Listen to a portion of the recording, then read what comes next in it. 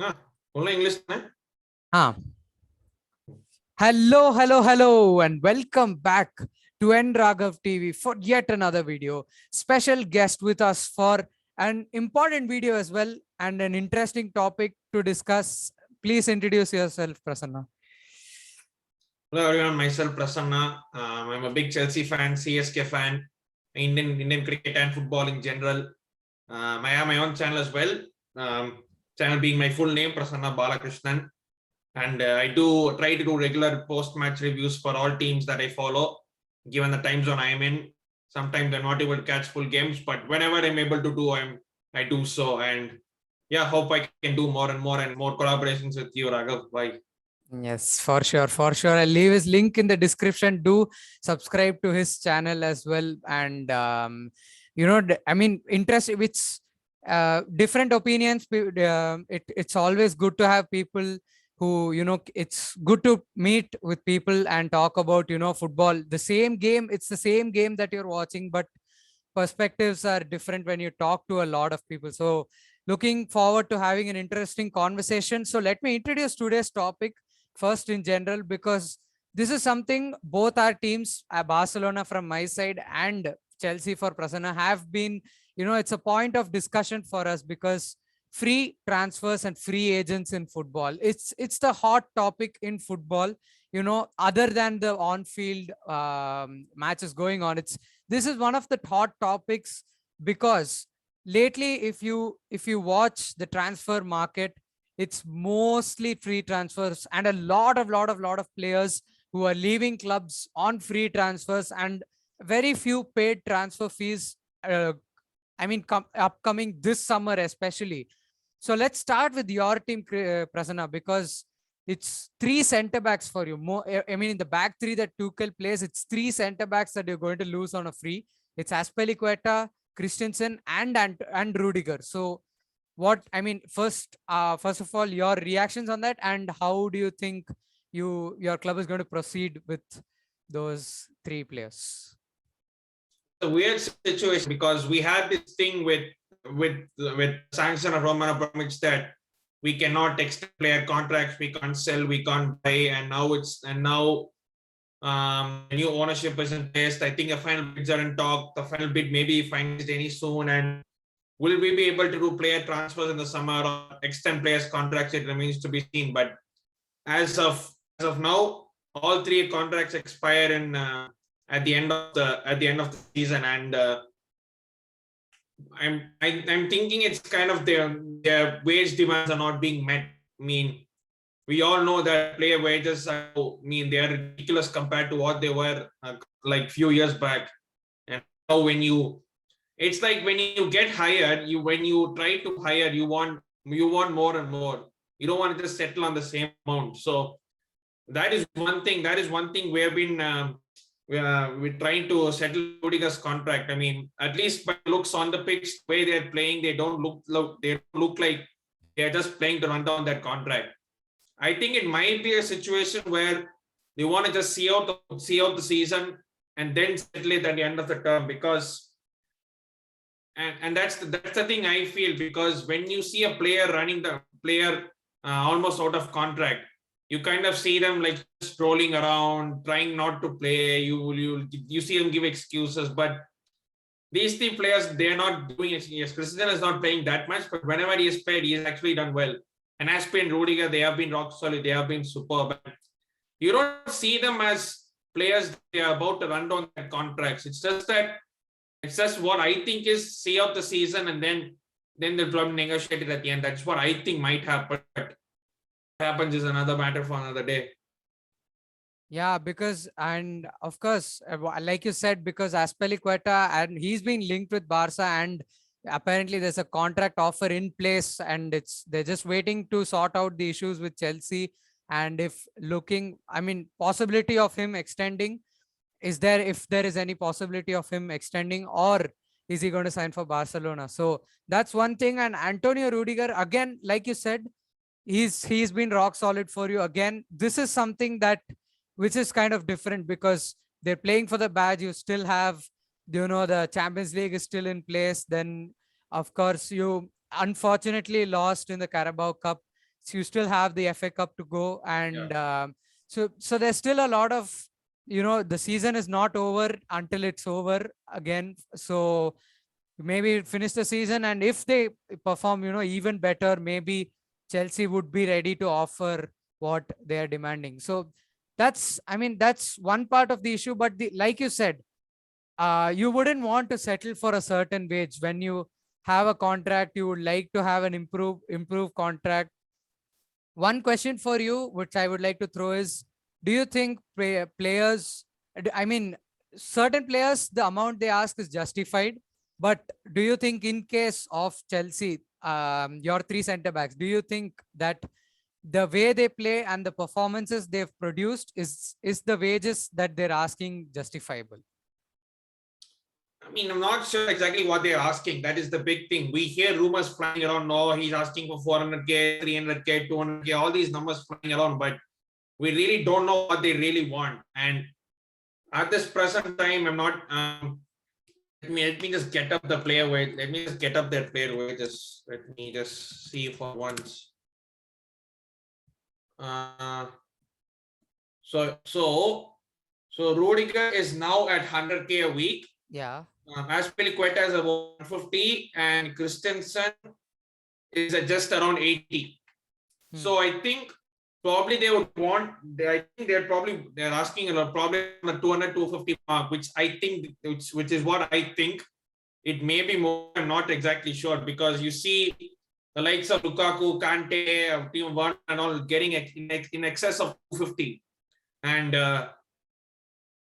with all due respect, Werner is way better, giving a way better impact than, Rudiger is giving a way better impact than Werner and Lukaku, and their wages for their performances for that higher wages, they're not being justified at this point of time. So is he looking at that and thinking, okay, if they are getting this, how I can also definitely demand more wages, because at the end of the day, for the players' sake, this is their bread and butter. This is how they run. This is how they run their homes. They might have bills to pay off. They might have many things they would want to do, and this is their bread and butter. And many of these players, they are coming. They are not they're coming. They are coming from not big backgrounds where they literally have pulled way all up to the top, and trying to prove themselves.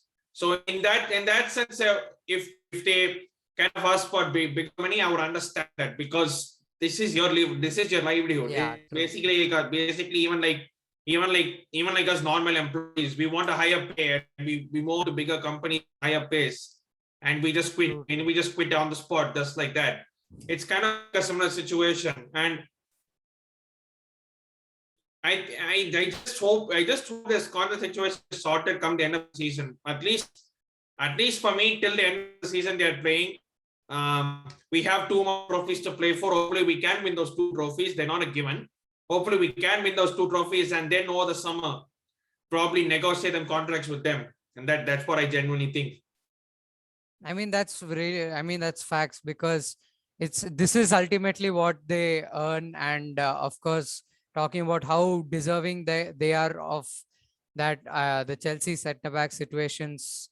So now coming to Barcelona, because in interesting case of Dembele, because before Xavi's arrival, and the contract negotiations were on and on, it was week after week there was recycled news about he's going to renew, and then suddenly in the January transfer window, where things had to happen, negotiations completely broke down. And since Xavi's arrival, Ousmane Dembele doesn't look like his former self. He's improved so much. And I mean, in the stadium, fans are whistling a lot when Dembele played, but then he comes on, he performs, he scores, he assists. Then eventually now they've stopped whistling Ousmane Dembele, even though we know that he's going to leave at the end of the summer. So your thoughts on Ousmane Dembele, and how he's transformed since Xavi's arrival, and does he deserve, I mean, should he sack his agent and possibly sign an extension? Because similar player, I don't remember his name, I don't remember who, but he had the same agent. He sacked him, signed an extension with Barca. So What's your thoughts on that situation? I mean, that's the right when player is getting booed and whistled by the fans, the only way to get them back on side is by putting performances like what Dembele is doing. I think Xavi has got a tune out of almost everyone. He's got them playing super attractive football, scoring goals for fun. They are not conceding, and they're just marching through. They are through the next round Europa League. Who do they play? Barcelona? Not exactly sure. Frankfurt. Frankfurt. If they win there, they have a possible semi-final against West Ham United. And even in the league, I think they have a chance of even getting second. Yeah. Maybe first is a bit far-fetched because Madrid are just kind of going on, and I think they need like 4 or 5 wins to just guarantee the league title. And you look at the way Xavi has got the team playing. You look at the way he's got Dembele playing, because Dembele could have easily down tools and even another manager. I mean, if they did it to one manager, what is the guarantee that they will not do it under another manager? That's one thing. And he is putting in performances, and he is turning up, and that's the thing. I mean, if Xavi really wants him, and it's all player understanding, and this is where a manager also, he not only has to do it on the pitch, he needs to kind of maintain rapport with the players, because that is how you're going to get them to extend their contracts or maybe break it down. Because the player is happy, if going by how Dembele is going about his business, he looks happy, and if he continues that till end of the season and probably say wins the Europa League for Barcelona, if he does, if he's one of the key architects of them winning the Europa League along with Aubameyang, Ferran Torres, etc., then I genuinely think he has a good case of signing an extension. And I think he will sign an extension if that happens. Even otherwise, if he at least keeps on performing like this, I think he should look to sign an extension if all parties concerned are genuinely happy. Because how much is he on now? I think he is on 150. I think. Just a second. Let me just cross check. He's on 250 per week. Oh, 250. Then that's the issue, because if he's going to extend, he's going to ask for more, definitely, especially with the way he's performing. 275, 300. That's the thing. And even if he moves out, who is going to be willing to pay 300 for it? That's another question. That's the thing. Only possibilities I can see is either Bayern or... Because in the case of players earlier, if they are at 100, 150K, you can definitely say people will pay 200 to 250K max for them. They will pay. But if they're on 250K or 300K and they want more and they're stalling on contract situation, then you have to think who's going to pay them more, because that's what happened with the Mesut situation, even in the Aubameyang situation. I mean, 350K, I think paying Aubameyang almost 400K a week, and things didn't work out as planned. And it's a strange thing that's happening right now, to be fair. Yeah, like even, I mean, more and more examples keep cropping up as we talk, because I completely forgot about the Ozil and Aubameyang situation with Arsenal, again signing contract extensions and then leaving, paying them off to leave the club. Ugly situation for them. But again, the Dembele, possibly only 2 clubs I can see paying that wages is either Bayern or PSG. Bayern too, I mean, it's very uncertain because they extended Kingsley Coman's contract. So most likely PSG is the only team that can afford these wages. And, it'll be because Laporta in this interview said that if a player wants to play for Barcelona, he has to play for our terms and not what the player wants. Because if we need to rebuild right now, because we're on the right track, and it's we're just starting off right now, and it looks really exciting what the team that we're building, and every piece of that puzzle is going to be important, and reducing that wage bill is going to be a big part, especially if we're trying to sign a marquee player, maybe in Haaland or anybody, any marquee signing. If you're going to sign, then wage bill is going to be a problem. So that, again, 50-50 with Dembele. Performances on the pitch are showing, but is he willing to, come to terms with the agreement that Barcelona are offering is something we'll need to keep an eye on over the summer. And with that, we come to the next part, because this summer and free transfers is something, literally so many players are on the free transfer list. Like we talked about, for your team, you have up to three players on the free transfer market. Then you have, the big guns like Kylian Mbappe, and then you have Angel Di Maria, whose contract is running down. And there's so many players, which, kind of raises a question amongst the footballing world, is how, why is this thing happening? Because this is something I wanted to talk about a long time, because see, we've been seeing this gradually happening from large transfer fees like 200 million. We've seen Neymar go for 222 million to PSG and inflating the market like crazily. Then we've had Hazard leave you from Chelsea to Madrid for 115 million. Then there's Coutinho, Dembele, so many players we've seen who went for huge money. And now we're in a situation where players are leaving for completely free on their own terms. They can sign with whomever they want, and clubs are getting, rarely any benefit out of it, the selling clubs. So yeah, I mean, what would you like to say about this? Anything you would like to add to this?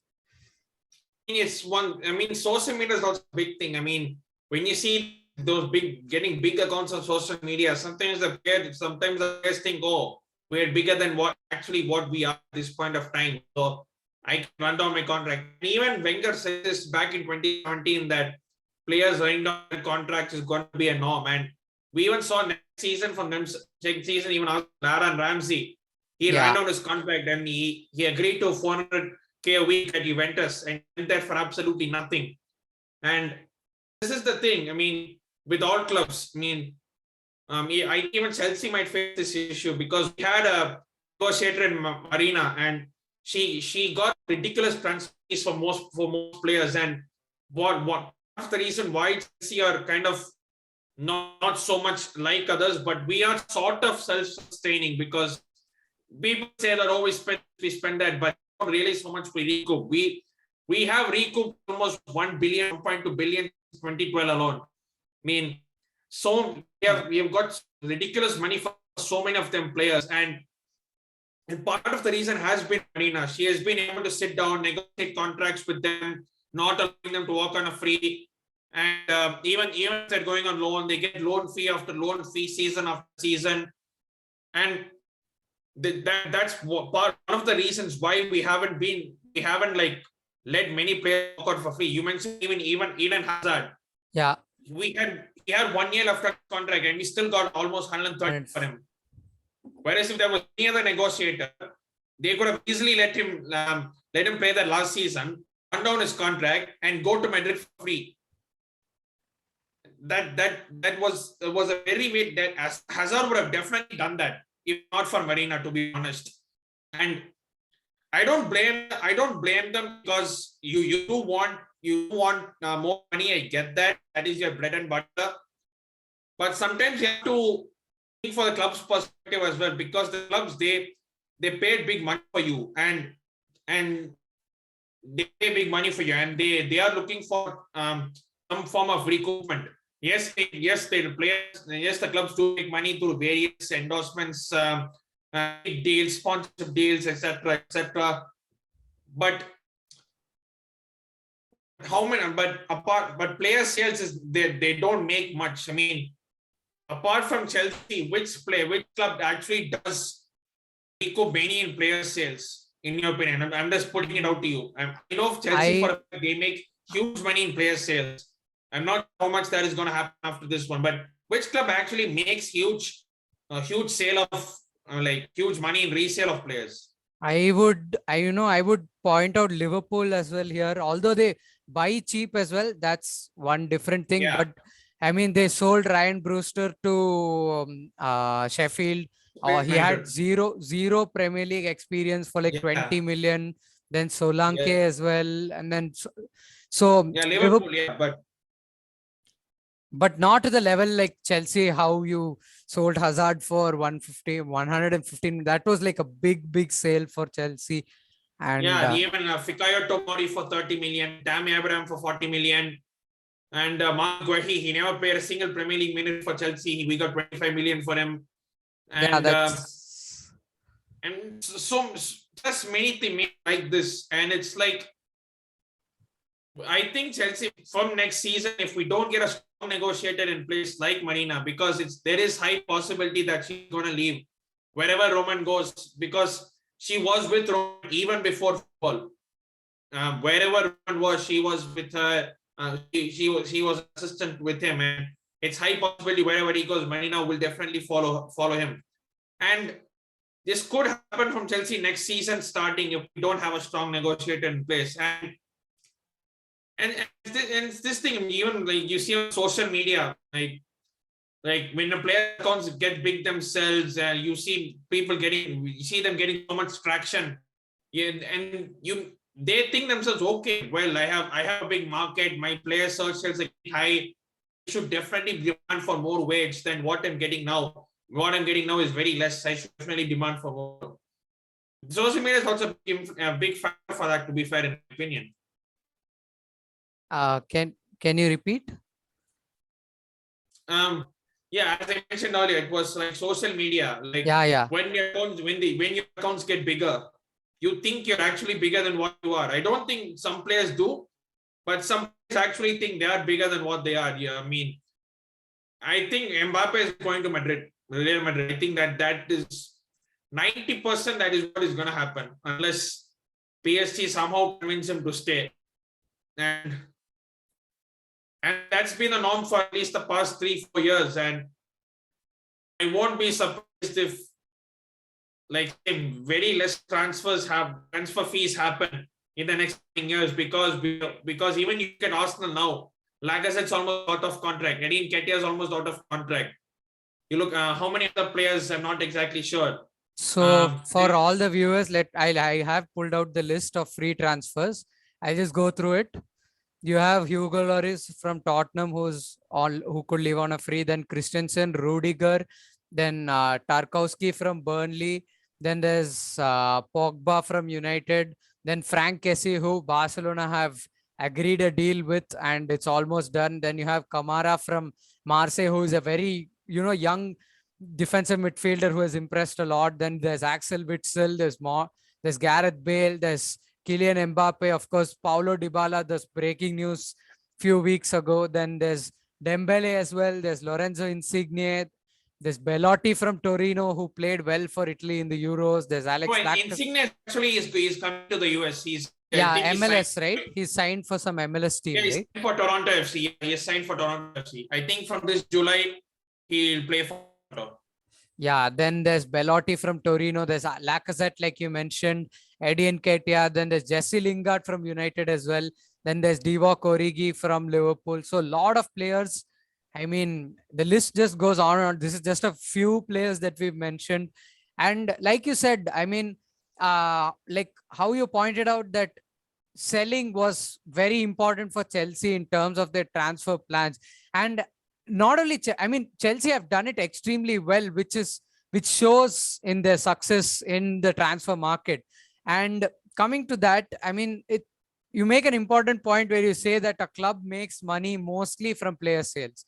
Yes, they have brand deals. Yes, they have ticket sales, all these things, but a lot of money that they make comes from player sales and the wages that they save by selling a certain player. So especially for Barcelona right now, if you look, the number of players, even though we let them out on a loan, like we sent Pjanic out on loan, then Philippe Coutinho as well to Aston Villa, although they are just loan deals, it saves us huge money in terms of wages, which allowed us to make transfers in the January transfer window. We got Aubameyang, who's almost like playing for free because Arsenal is paying most of his wages. Then you have Ferran Torres, 55 million, but that is over. The payment period starts from next summer. So basically, it's again basically on a free, just covering his wages. Then we bought in Eric Garcia in the summer, of course. again, a free transfer, just the wages. So clearly, I mean, in our situation, it perfectly makes sense to make free transfers right now, because we do not have much. I mean, we do not have good enough players who can generate revenue by player sales.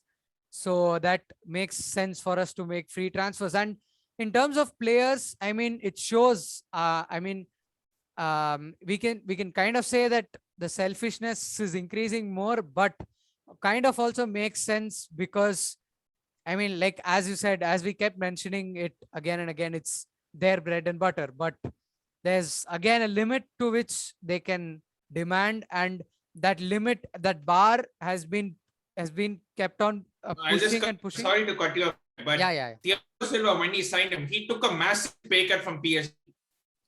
So yeah, definitely there That are. is I one, mean, that is yeah, yeah. one rare example where you think the players don't think that he's bigger than what he is. Definitely, there are players. I mean, of course, Thiago Silva, one of my favorite players as well. I mean, coming from PSG to Chelsea at the age of 36, that it's 36, it's itself is a big challenge. Plus, it shows that he's here to play football and he's here to compete for the team. So there are players like that still. I mean, definitely, I will agree with that. But kind of again, still majority, going for the money perspective of football. And agents and super agents are playing a big role in this football market. They literally are controlling each and every transfer and money transaction which is taking place. Let's take Haaland for example. Mino Raiola, one of the biggest super agents in football. You look at his release clause is 75 million come this summer. It could have been an easy buy for any team. Any team would have been in the race, be it Liverpool or City, Chelsea, even Chelsea for that, for the fact 75 million would have been peanuts in this summer. But if you break down the costs which further come, which is 25 million to his agent, 25 million to his father, which does not make sense at all, and plus the 50 million wages that you need to cover in a year. So together it comes up to like 200 million in per year. I mean, if we have to complete that Erling Haaland transfer. So correct me if I'm wrong, I don't think any team is capable of paying that money right now. Manchester City maybe, but I don't. Manchester, as far as I know, Manchester City, they are not the team which will go all out. And Jack Grealish is an exception, but usually they make those smart 60 million, 50 million signings. Yeah. And I don't think Man City will do that. Obviously, they signed Alvarez, so it doesn't make sense for them to push for Haaland. But do you think, is there any team which can pay the 200 million in this current transfer market? Well, apart from Madrid and Real Madrid and PSG, I can't really think of anyone, to be honest. And the way I mean, even people just say 75 million, go for him, but every other, there's so much other things that come into the picture. His wages per season, transfer fee to his dad. I'm not sure how that works. And Mino Raiola, I mean, Mino Raiola is also the agent for Pogba, who is also a free agent. Yeah. From this summer. So I think he's trying to milk as much money as he can.